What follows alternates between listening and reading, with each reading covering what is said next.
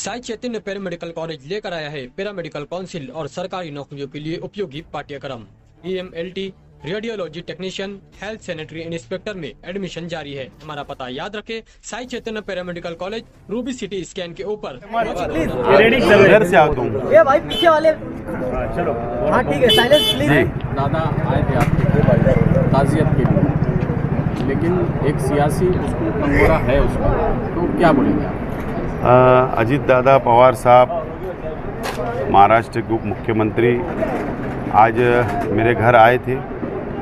मेरे पिताजी, मेरे वालिद शेख रशीद साहब का इंतकाल हुआ, निधन हुआ था। और आपको याद होगा कि अजीत दादा पवार साहब जब विरोधी पक्ष नेता थे और शेख रशीद साहब का 40 साल सियासी कैरियर का, राजनीति जीवन का जब हमने जश्न मनाया, सत्कार समारंभ हमने किया था बड़े कार्यक्रम में, अजीत दादा पवार साहब आए थे। और इसी घर के ऊपर शेख रशीद साहब उनको इनवाइट किए थे। शेख रशीद साहब के साथ उन्होंने बातें की थी, खाना खाया था।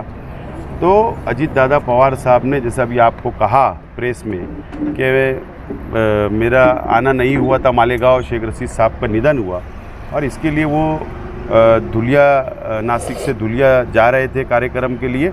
और इसके लिए उन्होंने यहाँ पर आधा घंटे का समय मेरे परिवार के साथ बिताया, हमको हिम्मत दी।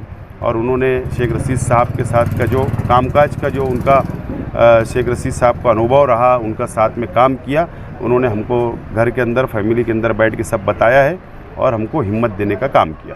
निवेदन जो लोगों ने दिए उनमें से ऐसा था कि मैं माजी आमदार हूँ शहर का और एक बड़ा कार्यकर्ताओं का राजनीति हमारा जीवन है, मेरा परिवार का बहुत बड़ा कैरियर है।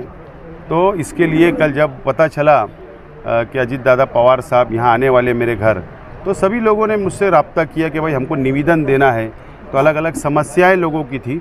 तो जब अगर वो कोई शख्स हमारे पास आ रहा है तो हमारे शहर को क्या लाभ होना चाहिए, क्या फ़ायदा होना चाहिए, इसके लिए उन लोगों को मैंने यहाँ बोला था आप आ जाइए, निवेदन दे दीजिए।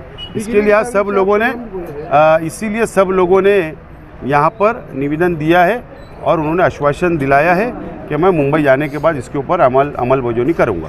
आपने अभी शरद पवार गढ़ छोड़ा है, अभी छोड़ा है आपने, और दादा का आपके घर पे आना, आपसे बातचीत करना, क्या इसे ये समझा जाए कि अजीत पवार के बारे में आप सोच रहे अजीत, या उन्होंने आपको दावत दी कि आप पार्टी में जाने की सोच रहे हैं? राष्ट्रवादी कांग्रेस पार्टी जब एकत्र थी पवार साहब के नेतृत्व में, अजीत दादा पवार साहब हमारे उस वक्त भी नेता थे और उस वक्त भी उप मुख्यमंत्री थे, जब भी उन्होंने मालेगांव के विकास के लिए बहुत काम किया। और अभी अजीत दादा पवार साहब और शरद पवार साहब जब अलग हो गए तो मैं शरद पवार साहब के साथ मैंने जाने का फैसला किया था।